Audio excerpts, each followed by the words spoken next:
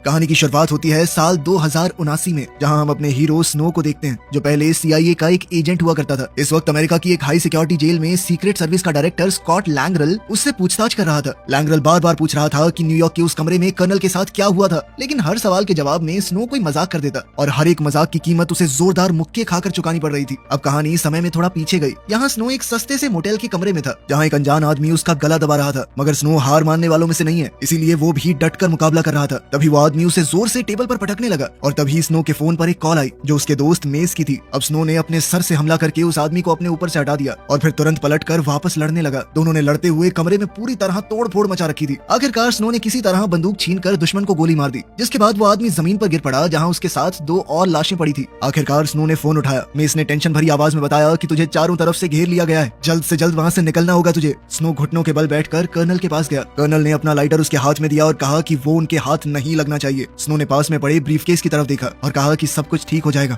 मगर उसी पल कर्नल ने दम तोड़ दिया। अब स्नो ब्रीफकेस को उठाने ही वाला था कि बाहर सायरन की आवाज ने बता दिया कि पुलिस आ चुकी है। स्नो ने गद्दे का इस्तेमाल करके पुलिस वालों को चकमा दिया, उन्हें जोर से मारा और कमरे से निकलकर सीधा छत पर जा पहुंचा, जहां उसके पास कूदने के अलावा कोई दूसरा रास्ता नहीं था। वो सीधा नीचे जमीन पर जा गिरा और ब्रीफकेस भी उसके पास ही था। उसने तुरंत ब्रीफकेस उठाया और भागना शुरू कर दिया, क्योंकि पुलिस उसके पीछे पड़ चुकी थी। तभी उसे एक बाइक दिखी और बिना एक सेकंड लगाए उसने वो चुरा ली। अब वो हाईवे पर फुल स्पीड में बाइक दौड़ा रहा था। इसी बीच उसे मेस का कॉल आया। उसने स्नो को सबवे पर मिलने को कहा और साथ ही फोन को तुरंत फेंक देने को कहा, क्योंकि पुलिस वाले उसे ट्रैक कर रहे थे। स्नो ने बिना देर किए फोन को गिरा दिया और उसी वक्त उसका पीछा कर रहा हेलीकॉप्टर अचानक धमाके से फट गया। फिर जैसे ही सबवे स्टेशन नजर आया, स्नो बाइक को सीधा अंदर ले गया और रेलवे ट्रैक पर गिरने से पहले वो बाइक से कूद गया। फिर वो दौड़ता हुआ स्टेशन के अंदर से गुजरा और प्लेटफॉर्म नंबर 10 पर पहुंच गया, बिल्कुल उसी वक्त जब ट्रेन निकलने वाली थी। दरवाजे बंद होने से एक सेकंड पहले उसने ब्रीफकेस को अंदर फेंक दिया, जिसे ऐन वक्त पर मेस ने पकड़ लिया, लेकिन तभी पुलिस पीछे से आई और उसे गिरफ्तार कर लिया।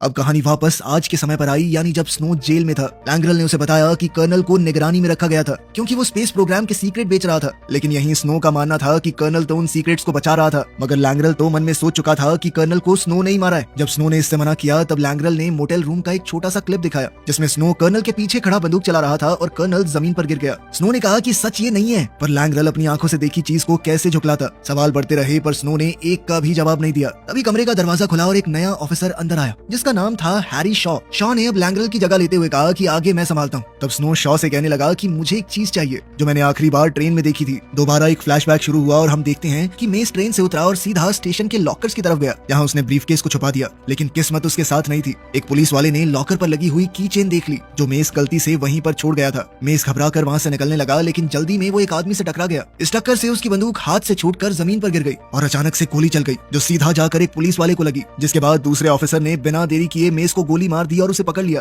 अब इंटेरोगेशन रूम में शॉ ने स्नो से पूछा कि उसका बैकअप साथी कौन था। स्नो ने जोर से कहा कि मैं नहीं बताऊंगा, क्योंकि तुम सीधा जाके अपने बॉस को बता दोगे। लेकिन इसके साथ साथ उसने टेबल पर पड़ी सिगरेट की राख से चुपके से मेस का नाम लिख दिया। अब शॉ पूरी बात समझ चुका था। उसने बिना ज्यादा दिखाए राख को साफ कर दिया और पूछताछ वहीं पर खत्म कर दी। इसके बाद हम प्रेसिडेंट की बेटी एमिली को देखते हैं। वो इस वक्त एक स्पेसशिप में कहीं जा रही थी। उसके साथ उसका बॉडीगार्ड हॉक और उसकी दोस्त कैथरीन भी थे। कुछ पुलिस वाले भी उनके साथ सफर कर रहे थे, जिनमें जेल का वार्डन बांस भी शामिल था। ये लोग MS-1 नाम की एक हाई सिक्योरिटी स्पेस जेल में जा रहे थे, जहाँ पर लगभग 500 कैदियों को रखा गया था और आज तक कोई बाहर नहीं निकला वहाँ से। बांस ने बताया कि जब ये जेल पूरी तरह खुल जाएगी तो यहाँ पर 5 लाख अपराधियों को रखा जाएगा। बांस ने समझाया कि MS-1 दुनिया की इकलौती ऐसी जेल है जहाँ आज तक ना तो मारपीट हुई है और ना दंगे, क्योंकि यहाँ पर कैदियों को खास टेक्नोलॉजी की मदद से सुला दिया जाता है। यही बात एमिली को परेशान कर रही थी। असल में रिपोर्ट आई थी कि स्टेटस नाम की इस टेक्नोलॉजी का लोगों के दिमाग पर असर पड़ता है, वो अपनी यादें तक भूलने लगते हैं। लेकिन बांस ने कहा कि ये प्रेस वाले कुछ भी छापते रहते हैं मैम। उसने ये भी बताया कि जेल का डिफेंस सिस्टम बहुत आधुनिक हथियारों से लैस है। अब ये लोग आखिरकार अंदर पहुंच ही गए। मामूली सिक्योरिटी प्रोसीजर से गुजरने के बाद वो एलिवेटर से तीसरे फ्लोर पर गए। एमिली ने बांस से पूछा कि क्या इस जेल का असली मकसद ये देखना है कि इंसान जब ज्यादा समय तक स्पेस में रहते हैं तो क्या होता है उनके साथ। जिस पर बांस ने कहा कि मैम ये जेल मैंने नहीं बनाई, मैं बस यहाँ काम करता हूँ, मुझे इससे ज्यादा नहीं पता कुछ। फिर बांस उन्हें वो कैदी दिखाने ले गया जो अपने स्टैसिस कैप्सूल में गहरी नींद में सो रहे थे। उसने बताया कि उनके लिए एक इंटरव्यू रूम तैयार किया गया है, लेकिन वहाँ पर हथियारों की इजाजत नहीं है। खैर हॉक ने फिर भी अपनी बंदूक पैंट के नीचे छुपा कर रखी। अब हम वापस से अर्थ पर स्नो को देखते हैं, जो अभी भी उस जेल के अंदर बंद है। लैंगरल उससे मिलने आया और बताया कि तुम्हें MS-1 जेल भेजने की सजा सुनाई जा चुकी है। थोड़ी देर बाद उसे एक दूसरे कमरे में घसीट कर ले जाया गया, जहाँ पर उसे कोई इंजेक्शन लगाया जाने वाला था। इसी बीच MS-1 में एमिली की मुलाकात एक पागल और खूंखार कैदी हाइडल से करवाई गई। एमिली ने उससे कुछ सवाल करने की कोशिश की, लेकिन हाइडल उस पर ध्यान ही नहीं दे रहा था। हॉक को यह बिल्कुल पसंद नहीं आया और कैदी को कंट्रोल करने के लिए उसने उसका सर टेबल पर जोर से दबा दिया। लेकिन हाइडल ने इस मौके का फायदा उठाया और हॉक की छुपी हुई बंदूक चुरा ली। हॉक को धक्का देकर उसने दीवार के एक हिस्से पर गोली चला दी, जिससे वहाँ पर एक जबरदस्त धमाका हुआ। इस धमाके से कमरे में मौजूद सब लोग हिल गए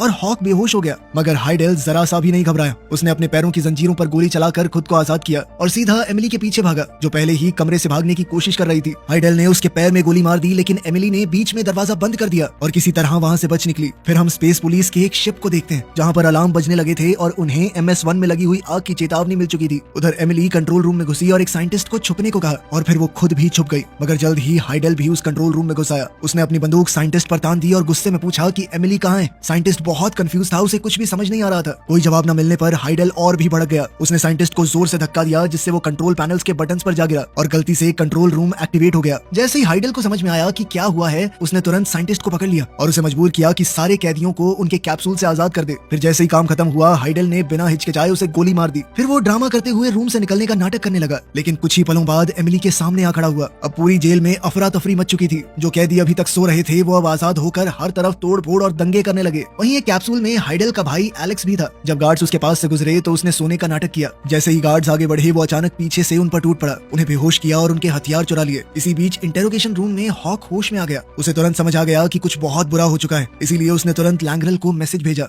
उधर कंट्रोल रूम में हाइडेल ने एमिली को पकड़ लिया था। उसने एमिली को टेबल पर जोर से दबाया। वो उसके साथ जबरदस्ती करने की कोशिश कर रहा था। तभी एलेक्स वहां पहुंच गया, जो कैदियों के एक छोटे से ग्रुप का लीडर बन चुका था। उसने हाइडेल को रोका और कहा कि हमें पुलिस का सामना करना है, उसके लिए हमें हॉस्टेज चाहिए होंगे, हम इस लड़की को ढाल बना सकते हैं। उसी वक्त पुलिस ने कैदियों से संपर्क करने की कोशिश की। तभी एलेक्स ने स्क्रीन पर पुलिस स्पेसशिप्स को अपनी तरफ आते हुए देखा और वो समझ गया कि उन्हें घेर लिया गया है। अब हाइडेल ने एक और साइंटिस्ट को पकड़कर सिक्योरिटी सिस्टम एक्टिवेट करने को कहा, मगर साइंटिस्ट ने डर के मारे बड़ा सा रेड बटन दबा दिया, जिससे उस आधुनिक जेल के हथियार एक्टिवेट हो गए और उसने पुलिस की शिप्स पर ही फायरिंग शुरू कर दी। इसी दौरान लैंग्रेल और शॉ व्हाइट हाउस में प्रेसिडेंट से मिलने गए और उन्हें MS-1 के हालात बताए। प्रेसिडेंट अपनी बेटी को लेकर बहुत परेशान था, लेकिन एमिली के शरीर में लगी हुई एक चिप की वजह से उसे पता है कि अभी तो वो जिंदा है। वो डिवाइस हर वक्त एमिली के शरीर को ट्रैक करता है। अब लैंग्रेल वहाँ पर सीधा स्पेशल फोर्सेस को भेजना चाहता था, लेकिन शॉ ने कहा कि पहले थोड़ा सोच लेते हैं। उसने समझाया कि अगर फौजियों को भेजा गया तो एमिली की जान खतरे में पड़ सकती है। फिर उसने एक दूसरा प्लान बताया, जिसमें सिर्फ एक आदमी ये काम कर सकता है। उसका सीधा इशारा स्नो की तरफ था, लेकिन जब उससे पूछा गया कि प्रेसिडेंट की बेटी को बचाने में मदद करोगे, तो उसने साफ तौर पर मना कर दिया। लेकिन जैसे ही शॉ ने बातों बातों में बताया कि मेस भी उसी जेल में है, तो स्नो का फैसला बदल गया। अब उसने लड़की को बचाने के लिए हाँ कर दी। फिर शॉ ने उसका शुक्रिया अदा करते हुए कर्नल का लाइटर वापस उसे दे दिया। उधर MS-1 जेल में सभी बंदियों को एक ही कमरे में बंद कर दिया गया था और अपराधियों ने उनकी ID भी ले ली। एमिली को ठंड लग रही थी, तो कैथरीन ने पास में लटका हुआ लैब कोट उसे पहनने के लिए दे दिया। वहीं धरती पर स्नो, लैंग्रेल और शॉ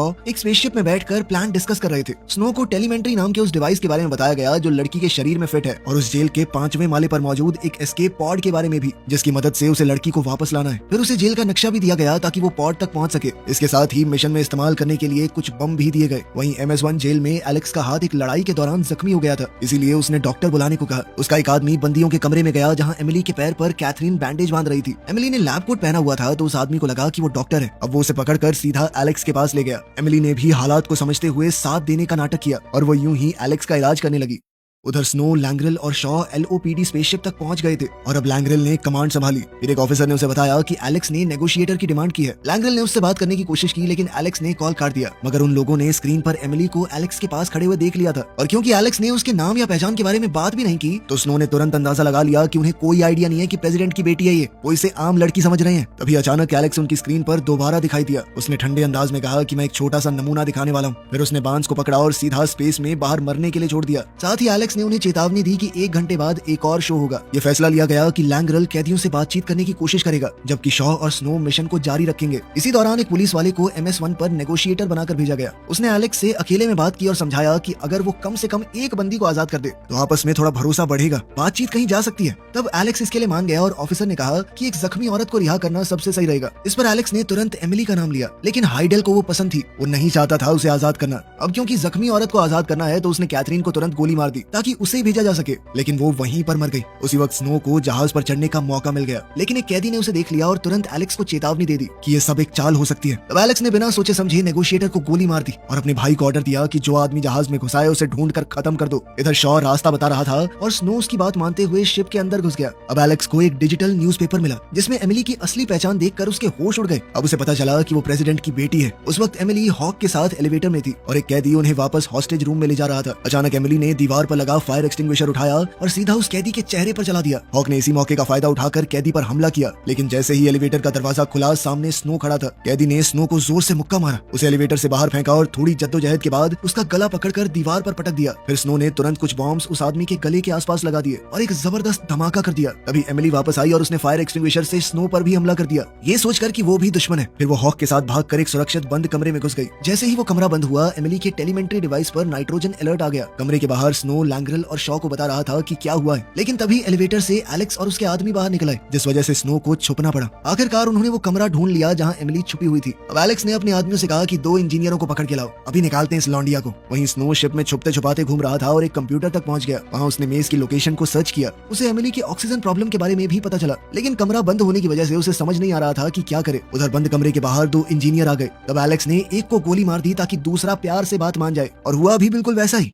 इसी बीच स्नो शिप के एसी डक्ट के अंदर रेंग रहा था, मगर वो ये नहीं जानता था कि एक कैदी उसका पीछा कर रहा है। आखिरकार वो जहाज के टोर्सियन सिस्टम तक पहुंच गया, जो जहाज में पृथ्वी की तरह ग्रेविटी बनाता है। अब जैसे ही वो आगे फिसले तो कैदी उस पर टूट पड़ा। फिर दोनों हवा में तैरते हुए लड़ने लगे। स्नो ने उसे जोर से धक्का दिया और एग्जिट के एज को पकड़ लिया, लेकिन कैदी ने उसकी टांग पकड़ ली। वहीं कंट्रोल रूम में बैठा हाइडेल ये सब कैमरा पर देख रहा था। उसने तुरंत कंट्रोल्स पर गोली चलाकर टोर्सियन सिस्टम बंद कर दिया। अब ग्रेविटी खत्म होते ही स्नो के लिए लटकना मुश्किल हो गया। फिर उसने कैदी को गोली मारकर हटा दिया, लेकिन अचानक रस्सी टूट गई और वो सीधा नीचे गिरने लगा। पर तभी शॉ के लोगों ने टॉर्सियन सिस्टम वापस से एक्टिवेट कर दिया और स्नो बिल्कुल प्लान के मुताबिक फिसलता हुआ बाहर निकल गया। उधर सिक्योर रूम के अंदर एमिली और हॉक बाहर की आवाजें सुन रहे थे, जहां लोग दरवाजा तोड़ने की पूरी कोशिश कर रहे थे। जो इंजीनियर दरवाजा खोलने की कोशिश कर रहा था वो नाकामयाब हो गया। अब जैसे ही नए इंजीनियर को उसकी जगह पर बुलाया गया, एलेक्स ने बिना हिचकिचाए पहले वाले को गोली मार दी। खैर अंदर ऑक्सीजन खत्म होने वाली थी। हालात इतने खराब हो चुके थे कि हॉक ने अपनी जान कुर्बान कर दी ताकि बची हुई ऑक्सीजन एमिली को ज्यादा देर तक मिल जाए। उधर स्नो अभी भी शाफ्ट्स के जरिए रेंग रहा था। आखिरकार उसे वो कमरा मिल गया और उसने शाफ्ट का ढक्कन ब्लास्ट करके एंट्री मारी। जब उसने एमिली को देखा तो वो बेहोश हो चुकी थी, लेकिन शॉ के पास एक मेडिकल किट थी। एक डॉक्टर की इंस्ट्रक्शंस मानते हुए वो जैसे तैसे एमिली को वापस होश में ले आया। होश में आते ही एमिली चौंक गई और उसने स्नो को जोर से धक्का दे दिया। तब स्नो ने शांत होकर कहा कि वो उसकी मदद के लिए आया है। फिर वो उसे शाफ्ट के जरिए बाहर ले गया, लेकिन जाने से पहले वो एलेक्स और उसके आदमियों के लिए एक बम छोड़ गया। जैसे ही वो लोग कमरे में घुसे तो वहाँ जोरदार धमाका हुआ। पता नहीं कैसे एमिली और स्नो को गाइड कर रहे शॉ की आवाज अब सभी कैदियों को भी सुनाई दे रही थी। फिर एलेक्स ने कम्युनिकेटर ऑफिसर को अपने पास बुलाया। एलेक्स ने उससे कहा कि सिग्नल काट दे वरना तेरी गर्दन काटूंगा मैं। अब शॉ की गाइडेंस के बिना स्नो और एमिली गलत तरफ मुड़ गए और अब वो छत को तोड़ते हुए एक अनजान कमरे में जा गिरे। फिर भी वो रुके नहीं, जल्द ही एक मेडिकल कमरे में पहुंचे। वहाँ स्नो ने एमिली के जख्मों का इलाज किया और साथ ही उसे बताया कि तुम्हारे पापा प्रेसिडेंट ने मुझे भेजा है। तब एमिली ने पूछा कि बाकी लोगों का क्या, उन्हें भी तो पकड़ा हुआ है। तब स्नो ने सीधा जवाब दिया कि मैं सिर्फ तुम्हें बचाने आया हूँ, बाकियों से मुझे मतलब नहीं है। जब एमिली नहीं मानी तो स्नो ने उसे नक्शा और बंदूक देकर कहा कि इतनी चिंता हो रही है ना सबकी, तो जा जाके बचा ले। लेकिन एमिली को यही समझ में नहीं आ रहा था कि वो है कहाँ पे। तभी शिप की हर स्क्रीन पर एलेक्स का मैसेज आया। उसने एमिली की आईडी की फोटो दिखाई और सबको ऑर्डर दिया कि अगर वो दिखे तो उसे पकड़ ले। ये देखकर स्नो को उस पर तरस आ गया और उसने कहा कि इतना मत सोचो, मेरे साथ रहो। इसके बाद दोनों एक स्टोर रूम में घुसे। यहाँ स्नो ने एमिली को कैदियों की यूनिफॉर्म दी और जबरदस्ती उसके बाल काट कर डाई कर दिए ताकि वो उसकी पहचान को छुपा सके। साथ ही उसने एमिली को एक टोपी दी और फिर अचानक से उसके चेहरे पर एक मुक्का मार दिया ताकि एक और निशान बन जाए, बिल्कुल भी पहचान में न आए। उधर पुलिस वालों के जहाज में लैंग्रेल एलेक्स से बात कर रहा था। तब एलेक्स ने खुलकर कह दिया कि मैं जानता हूँ एमिली कौन है, अगर तुमने हमारी मांगे पूरी नहीं की तो बहुत नुकसान होगा तुम्हारा। कुछ घंटों बाद प्रेसिडेंट भी वहाँ पर पहुंच गया। अब स्नो ने भी कैदियों की यूनिफॉर्म पहन ली थी। इसके बाद वो एमिली को लेकर मेन कंटेनमेंट एरिया में गया। शुरुआत में तो वो भीड़ में ऐसा घुले कि किसी को शक ही नहीं हुआ, लेकिन आगे एक जगह जाकर पासवर्ड चाहिए था जो सीधी सी बात है उन्हें नहीं पता था। तब स्नो ने हालात संभालने के लिए कैदी को जोर से मारा और भागने लगा। ये देखकर बाकी कैदी उसके पीछे दौड़ पड़े। इधर स्नो फायरिंग करता हुआ भाग रहा था, लेकिन एमिली एक फंसे हुए दरवाजे में अटक गई। तब स्नो ने उसे कहा कि बंदूक को तुम संभालो, जब तक वो खुद दरवाजे को जोर लगाकर खोलने की कोशिश करने लगा। वहीं दरवाजे की दूसरी तरफ मेस मौजूद था। अब वो तीनों एक और कमरे में घुस गए और उसे बंद कर दिया। स्नो ने मेस को गले लगाया, लेकिन मेस बस बेकार बातें दोहरा रहा था। तब एमिली ने बताया कि ये इतने दिन से सोया हुआ था तो इसकी याददाश्त पर असर हुआ है। जब मेस से ब्रीफकेस के बारे में पूछा गया तो वो फिर से अजीबोगरीब बातें बोलने लगा। तभी उन्होंने सुना कि एलेक्स और उसके लोग एक खास औजार से दरवाजा खोलने की कोशिश कर रहे हैं, जिसके बाद वो तीनों तुरंत वहाँ से भाग निकले। अब एलेक्स को लगा कि वो उन तक पहुंच ही गया है, लेकिन जहाँ से आवाज आ रही थी वहाँ सिर्फ एक अलार्म मिला जो स्नो ने उन्हें भटकाने के लिए छोड़ा था। मगर इस सब के बीच MS-1 जहाज कंट्रोल खोने लगा और सीधा जाकर इंटरनेशनल स्पेस स्टेशन से टकरा गया।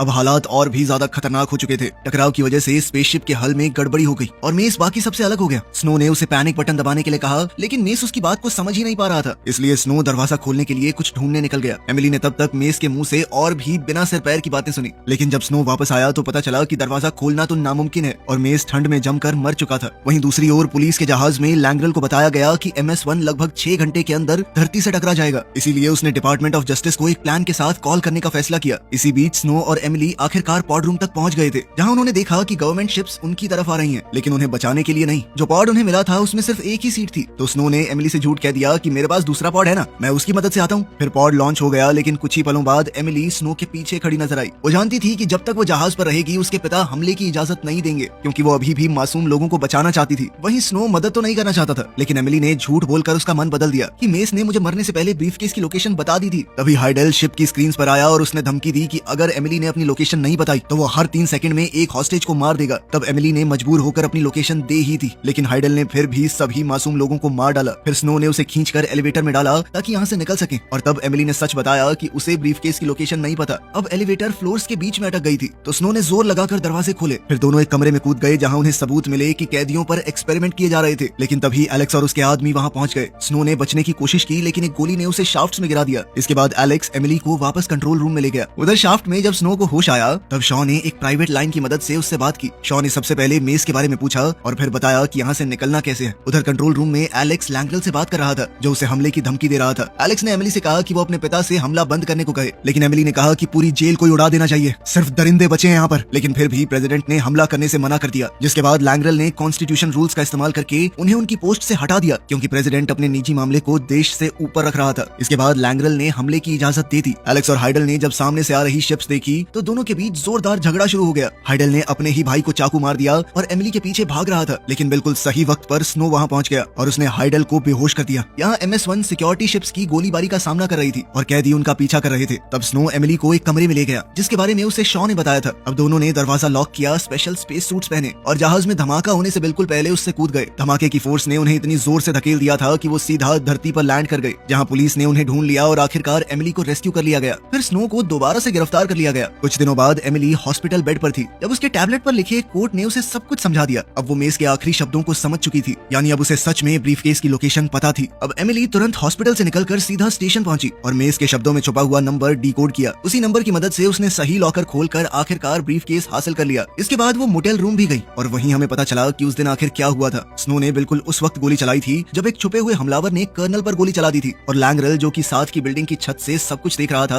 उसे लगा कि गोली स्नो ने ही मारी है। फिर एमिली ने ब्रीफकेस अपने पिता को दिया और कहा कि कुछ तो आपको करना होगा। इसके बाद हम डिटेंशन सेंटर को देखते हैं, जहाँ शॉ स्नो से मिलने आया था। तब एक पुलिस वाला ब्रीफकेस शॉ के पास लेकर आया ताकि उसे स्नो को दिखाया जा सके। स्नो ने समझाया कि कर्नल सीक्रेट्स बेच नहीं रहा था, बल्कि उन्हें वापस कर रहा था वो तो। लेकिन जब शॉ ने ब्रीफकेस खोला तो वो एकदम खाली निकला। स्नो ने तुरंत कहा कि ये तो बड़ी अजीब बात है, तुम्हें पहले से पासवर्ड कैसे पता? तब ये खुलासा होता है कि शॉ एक खबरी था और लैंग्रेल वहाँ उसे गिरफ्तार करने पहुंच चुका था। अब उसकी बेगुनाही साबित हो चुकी थी, तो स्नो आखिरकार डिटेंशन सेंटर से बाहर निकला। वो सिगरेट जलाने की कोशिश कर ही रहा था कि तभी उसे पता चला कि लाइटर के अंदर एक सीक्रेट SD कार्ड छुपा हुआ है, और यही वो असली चीज थी जिसे कर्नल ने कहा था कि दुश्मन के हाथ ना लगे। अचानक एमिली वहाँ आई और उसने बताया कि मुझे तुम्हारा असली नाम पता चल गया है, मैरियन, है ना? अपना बदला लेने के लिए एमिली ने उसे एक मुक्का मारा और फिर दोनों एक दूसरे के साथ मजाक करते हुए वहाँ से निकल गए। वीडियो पसंद आई तो लाइक कर देना, चैनल को सब्सक्राइब कर लेना। मिलते हैं अगली वीडियो में।